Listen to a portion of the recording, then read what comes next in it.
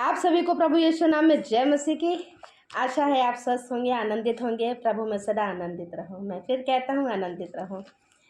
प्रियो, हम प्रभु को धन्यवाद देते हैं कि वह हमें बुरी बातों से, बुरे लोगों से, बुरी अभिलाषाओं से वह हमें बचाते हैं। इसके लिए हम ऐसे प्रभु को हम लाखों लाख धन्यवाद दें, क्योंकि प्रभु की नज़र हम पर हमेशा रहती है।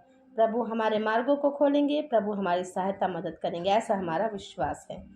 तो आइए प्रियो, लास्ट टाइम बाइबल आधारित कुछ प्रश्न उत्तरीय एक भाग डाला गया था। आशा है कि आपको उससे बहुत कुछ सीखने मिला होगा। मुझे तो बहुत कुछ सीखने मिला। आशा है कि आपको भी बहुत कुछ सीखने मिला होगा। तो हमने जो मिलकर साथ मिलकर जो हमने बाइबल के उस ज्ञान को बढ़ाया है कि जितना हमने पढ़ा है, जितना हम जानते हैं, हम उसे और कैसे और सीख सकते हैं। तो आशा है कि प्रियो, हम सभी को प्रभु आशीष देंगे और आपको भी बहुत ज्ञान की प्राप्ति हुई हो। तो बाइबल जब हम पढ़ें प्रियो, तो हम उस बात को ध्यान में रख के भी पढ़ें कि हम जो सीख रहे हैं हमें पता है कि नहीं। बाकी हम जानते हैं कि परमेश्वर, यदि आपके अंदर विश्वास है, फेथ है और आप चाहते हैं कि आप बहुत सारी चीज़ों में आगे बढ़ें, तो अवश्य है प्रियो कि हम हर एक बातों में हम आगे बढ़ने पाएंगे और साथ में हम अपने उस बाइबल ज्ञान को भी और बढ़ाने पाएंगे, ताकि वह हम उससे बहुत कुछ सीखने वाले हों। आइए प्रियो, आज के लिए फिर से कुछ प्रश्न हैं, ज़्यादा प्रश्न नहीं हैं।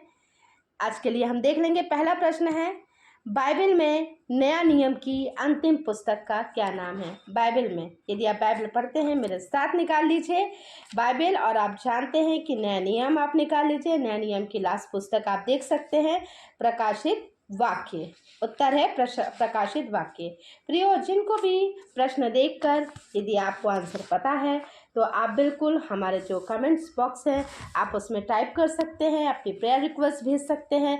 और जो इसके पहले जो भाग डाला गया है, यदि प्रियो यदि आपने अभी नहीं देखा है और यदि आपको अभी भी उसके उत्तर पता है, तो आप उन उत्तरों को अभी भी टाइप कर सकते हैं और अपने बहुत से प्रिय मित्रों को, प्रियजनों को आप शेयर कर सकते हैं, ताकि सब मिलकर उस ज्ञान को और बढ़ाने पाए और हम सब मिलकर कुछ सीखने वाले हो सके। तो अभी भी है प्रियो, यदि आपने यह प्रश्न आपको दिखाई दे रहे हैं स्क्रीन में, आप देख सकते हैं। आप जिनको भी इन प्रश्नों का उत्तर पता है, आप सीक्वेंस वाइज प्रश्न उत्तर, प्रश्न नंबर लिख के या उत्तर नंबर 1, उत्तर नंबर 2 लिख के आप आंसर कमेंट्स कर सकते हैं। कमेंट बॉक्स में प्रियो आप अपनी प्रेयर रिक्वेस्ट भी भेज सकते हैं। बहुत सभी को प्रेयर की, प्रार्थना की आवश्यकता होती है, तो हम सभी मिलकर प्रार्थना करते हैं, ये आपको पता है। तो आप अपने विषयों को भी आप भेज सकते हैं। ठीक है प्रियो, तो हम सब जानते हैं प्रकाशित वाक्य, और हम सब जानते हैं कि प्रकाशित वाक्य को क्या बोला जाता है? यूहन्ना का प्रकाशित वाक्य। हम सब जानते हैं यूहन्ना ही एक ऐसे चेले हैं जहाँ हम सब जानते हैं कि सबसे प्रिय चेले थे यूहन्ना का प्रकाशित वाक्य है। आपने यदि पुस्तक निकाली हो तो उसमें आपको बहुत सारी बातों का वर्णन मिलेगा। आप रूपरेखा पढ़ सकते हैं उसमें कि ये पुस्तक जो है किस अध्याय पे, किस विषयों पे क्या है, बेस है ना? क्या है इसका बेस? तो बेस है आपके, इसका जो मेन चीज़ है वो क्या है? प्रकाशित वाक्य हम देख सकते हैं एक रेवोल्यूशनरी पार्ट। मतलब क्या है? एक ऐसा प्रकाशन है कि जो परमेश्वर हमें दिखाना चाहते हैं। बहुत सी जो सारे घटनाएं हुई हैं, बहुत ही सच्ची घटनाएं हुई हैं जो मसीहों के साथ हुई है, और आप रूपरेखा में, उस विश्वास के रूपरेखा में, और प्रभु यीशु की भविष्यवाणी जो इसमें और लिखी गई है, जो यूहन्ना को जो प्रकाशन मिलता गया प्रियो, और वह यूहन्ना जो उनके प्रिय चेले थे वह लिखते गए। हम सब जानते हैं कि यूहन्ना एक प्रिय चेले हैं जो मात्र अंत तक रहे, और उसके बाद वो कहाँ थे, फिर कहाँ हैं, उसके बाद कोई ऐसी जानकारी नहीं है बस। लेकिन हमें पता है कि यदि हम यूहन्ना का प्रकाशित वाक्य पढ़ते हैं तो हम जानते हैं कि प्रकाशित वाक्य में यूहन्ना को मसीह ने दर्शन दिए। इसमें बहुत सारी कलीसियाओं के बारे में भी दिया है, जिसमें 7 कलीसियाओं का वर्णन है। जो मैं आपको इन शॉर्ट ये सारी चीज़ों को बताना चाहती हूँ। और सबसे वो बात की जैसे 7 मोहर, 7वीं मोहर और सब मोहरों का खोला जाना, हम रूपरेखा हम देख सकते हैं। और सबसे जो हमारे लिए मेन बात है वह हमें दी है प्रकाशित वाक्य 21 अध्याय में, नया आकाश और नई पृथ्वी। तो आशा है कि प्रियो आप यूहन्ना का प्रकाशित वाक्य है, बहुत अच्छा है। आप इसमें कुछ अध्यायों को आप पढ़ेंगे, आप अध्याय को पढ़ सकते हैं, जो भी अध्याय आपको समझ में आता है ना। तो हमें क्या करना है, हमें वचन जरूर पढ़ना है। और सबसे अच्छा अध्याय जो मुझे लगता है वो है मेरा 21 अध्याय 21 से 1 से 4, जिसको भी बहुत बार वचन में बोला गया है। तो अवश्य है प्रियो कि आपको वह वचन पढ़ने से, आपने उस वचन पर विश्वास करने से आप सभी को आशीष मिल रही हो। ठीक है, अब आगे हम देखते हैं कि जो दूसरा प्रश्न है वह है महानदी अदन से निकाली और वहाँ से आगे वह कितनी धाराओं में बढ़ गई। आप इसके लिए आप देख सकते हैं, मैं बाइबल रेफरेंस के साथ आपके साथ आई हूँ, बिल्कुल देख सकते हैं, मेरे साथ आप बाइबल निकाल सकते हैं। आशा है प्रियो यदि आपको उसका उत्तर पता है तो आप लिख भी सकते हैं, टाइप कर सकते हैं। यह आपको मिलता है उत्पत्ति की पुस्तक, उसका 2 अध्याय। आप निकाल लीजिए मेरे साथ उत्पत्ति उसका 2 अध्याय और उसका 10 पद से हम देखेंगे। उस वाटिका को सींचने के लिए एक महानदी अदन से निकाली और वहाँ से आगे बहकर 4 धाराओं में बट गई। पहली धारा का नाम पिशोन है। यह वही है जो हवीला नाम के सारे देश को, जहाँ सोना मिलता है, घेरे हुए है। उस देश का सोना चोखा होता है, वहाँ मोती और सुलेमानी पत्थर भी मिलते हैं। दूसरी नदी का नाम है गिहोन। यह वही है जो कूश के सारे देश को घेरे हुए हैं। और तीसरी नदी का नाम है हिद्देकेल। यह वही है जो अश्शूर के पूर्व की ओर बहती है। और चौथी नदी का नाम है फरात। ठीक है प्रियो, आपको इसमें नदियों के नाम भी पता चले और कितनी नदियाँ थी यह भी आपको पता चला होगा। ठीक है, अब है व्यवस्था में कितनी पुस्तकें हैं। व्यवस्था में नहीं है, the books of law. The books of law हम सब जानते हैं। व्यवस्था में कितनी पुस्तकें हैं? 5 पुस्तकें। उन पुस्तकों के नाम क्या क्या है? पहली उत्पत्ति, दूसरा निर्गमन, तीसरा गिनती, लय व्यवस्था और 5वां व्यवस्था विवरण। ठीक है, ये है आपकी गिनती की पुस्तक, आपकी व्यवस्था की पुस्तकों के नाम। ठीक है, तो व्यवस्था में कितनी पुस्तकें हैं? व्यवस्था में 5 पुस्तकें हैं। मैं फिर से रिपीट कर दूंगी। पहली हमने देखा उत्पत्ति, दूसरा है निर्गमन, निर्गमन के बाद आप देख लीजिए गिनती, लय व्यवस्था। ठीक है, पहले आती है लय व्यवस्था, फिर गिनती, फिर उसके बाद है व्यवस्था विवरण। ठीक है, यह है पुस्तकों के नाम भी। तो व्यवस्था में 5 पुस्तकें हैं। अब हम देखेंगे नेक्स्ट क्वेश्चन है 10 आज्ञाएं। जो हम 10 आज्ञाएं पढ़ते हैं, निर्गमन पुस्तक यही है, व्यवस्था की पुस्तक है। पुस्तक के किस अध्याय में है? 10 आज्ञाएं। निर्गमन पुस्तक यदि आप निकाल लें मेरे साथ तो वह किस अध्याय में हमें ये 10 आज्ञाओं का हमें वर्णन मिलता है प्रियो, है ना? तो 10 आज्ञाओं का वर्णन निर्गमन में हमें कहाँ मिलता है? ठीक है, और इसी का यदि हम सेम देखते हैं, यदि आपके पास बाइबल है बिल्कुल मेरे साथ निकालिए, क्योंकि जब हम बाइबल पढ़ते हैं तभी हमें बहुत सारी चीज़ों का, हमें बातों का ज्ञान होता है प्रियो।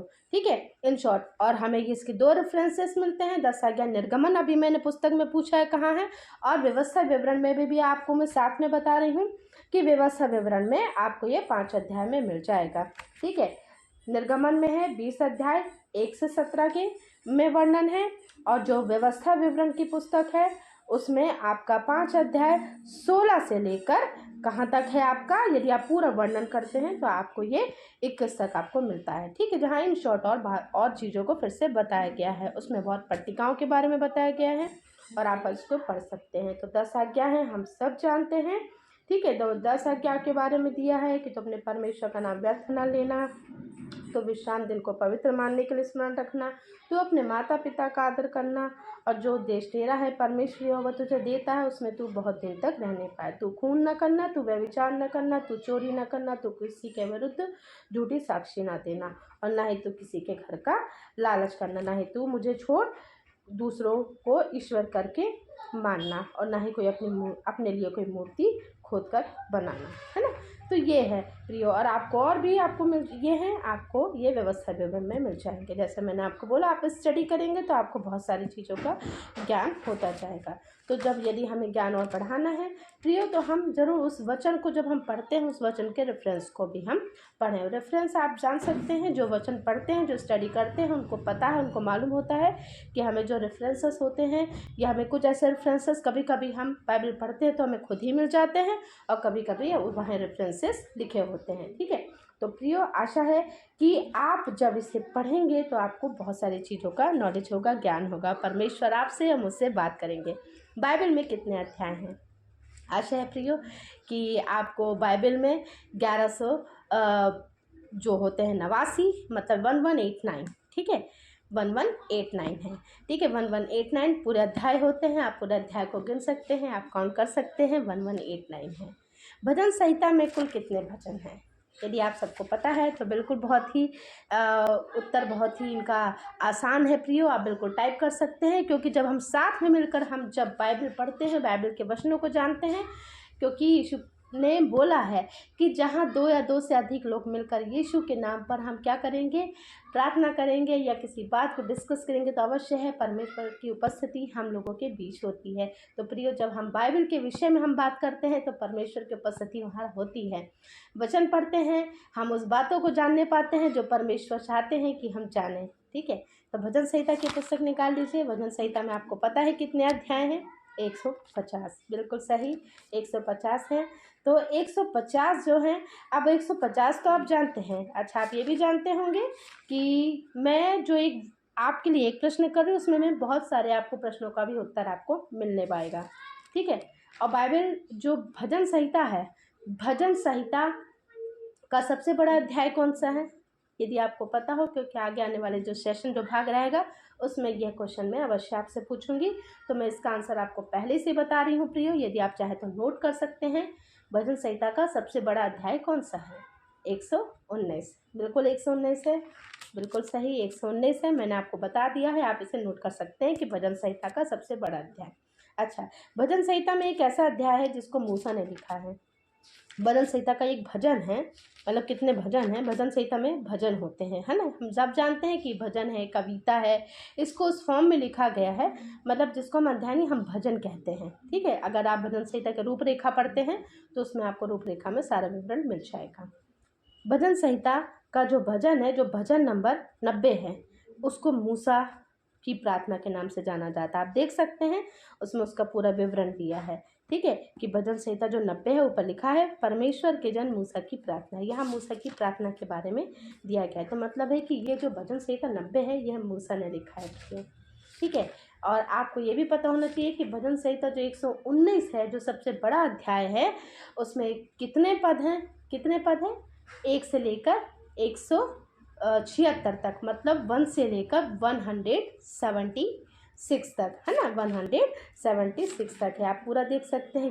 ये अध्याय जो है इतना बड़ा क्यों हुआ है प्रियो, आप देख सकते हैं। यदि मेरे साथ आप निकाल रहे हैं तो आपको पता चल जाएगा कि भजन संहिता की यह अध्याय इतना बड़ा क्यों है। क्योंकि भजन संहिता का ये जो भजन है, एक भजनकार ने नहीं, बहुत सारे भजनकारों ने मिलकर लिखा है। मतलब सबने अपनी अलग अलग जो दिल की बात है, व्यवस्था करना है, व्यवस्था में विश्वास, व्यवस्था के ऊपर जो है यह बेस्ड है। यह जो पुस्तक है ये भी है प्रियो कि आप उसको देख सकते हैं कि परमेश्वर की व्यवस्था, परमेश्वर की व्यवस्था, इसका ऊपर मेन टॉपिक लिखा है। तो परमेश्वर की व्यवस्था के बारे में दिया गया है। परमेश्वर की व्यवस्था में आनंद, परमेश्वर की व्यवस्था को मानने का संकल्प, समझ के लिए प्रार्थना, परमेश्वर की व्यवस्था पर भरोसा रखना, परमेश्वर की व्यवस्था में आशा। तो यह जो अध्याय जो बेस्ड भी है, वो किस पर बेस्ड है? 119 व्यवस्था पर। तो ध्यान रखिएगा प्रियो, इस तरीके से ही हम अपने ज्ञान को मतलब हम देख सकते हैं, लेकिन जब हम पढ़ते हैं तब हमें चीज़ें पता चलती हैं। हम बिना पढ़े उन चीज़ों को हम नहीं जान सकते हैं। तो आशा है प्रियो, आप जो हमने साथ मिलकर ये छोटा सा जो हमने एक अध्ययन किया है, आशा है कि आपको इससे बहुत ही समझ में आई हो, और परमेश्वर आपकी और हमारी सहायता मदद करे कि हम यह बातों को हम जानने पाते हैं, सीखने पाते हैं, और साथ ही में हम क्या कर रहे हैं, वचन, और हम क्या कर रहे हैं, वचन में भी हम आगे बढ़ रहे हैं, है ना। वचन भी पढ़ना है, मेरे को वचन भी समझना है, और जब हम वचन पढ़ रहे हैं तो उन बातों को भी हमें जानना है ना। इसको कहते हैं जानना, मतलब नॉलेज, इन्फॉर्मेशन, हर एक चीज़। क्योंकि बाइबल एक सबसे बड़ी एक ऐसी पुस्तक है कि जिसका यदि जो ज्ञान हमारे पास है, तो फिर संसार में ऐसी कोई पुस्तक नहीं कि हम उसका ज्ञान नहीं ले सकते हैं। क्योंकि हम सभी जानते हैं, जिस किसी ने यदि बाइबल की पुस्तक का ज्ञान लिया है प्रियो, तो अवश्य है कि वह बाकी ज्ञानों में भी वह पीछे ना रहेगा। तो आइए, तो हम जान सकते हैं कि परमेश्वर आज के दिन आज हमसे क्या कहना चाहता है कि जिसको भी बुद्धि की घटी हो वह मेरे पास आए, क्योंकि परमेश्वर उसे बिला उल्हाना किए देता है। तो हम सब जानते हैं, हम बुद्धि के लिए, हम आगे बढ़ने के लिए हर एक बातों का हम अध्ययन करते हैं, और परमेश्वर की जिससे हमारी उपस्थिति और संगति परमेश्वर की हमारे साथ रहती है। क्योंकि परमेश्वर की सहायता, मदद हमारे जीवनों में रहती है, हमारी अगुवाई करते हैं और हमें चलाते हैं। आइए हम प्रार्थना करें।